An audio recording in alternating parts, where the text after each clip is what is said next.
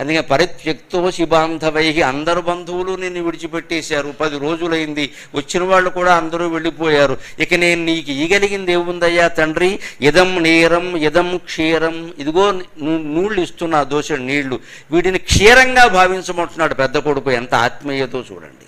అది మంత్రం, అది హిందూ తత్వం, అది వేదం, అది శాస్త్రం. ఇదంతా ఆత్మీయత. ఇందులో టెక్నికల్గా చేయకూడదు, ఆత్మీయత. ఒక్కసారి ఆ కర్మకాండలో పాల్గొని పూర్తిగా పెద్ద కొడుకు అన్నవాడు అదృష్టంగా దాన్ని భావించి ఆ పని చేస్తే జీవితత్వం ఆత్మజ్ఞానం వెంటనే వస్తుందండి, అతనికి వెంటనే వస్తుంది. చేసిన మంత్రానికి అర్థం తెలియకే మనం ఇలా చచ్చాం. ఇక్కడ వాళ్ళు చెప్పరు, మనం అడగం. ఎప్పుడు అయిపోతుంది అంతే. 3 రోజులు పట్టాలా, 6 రోజులు పట్టాలా, 16 రోజులు పట్టు మంచం మీద పడి. ఎవరికి కావాలి ఇక్కడ?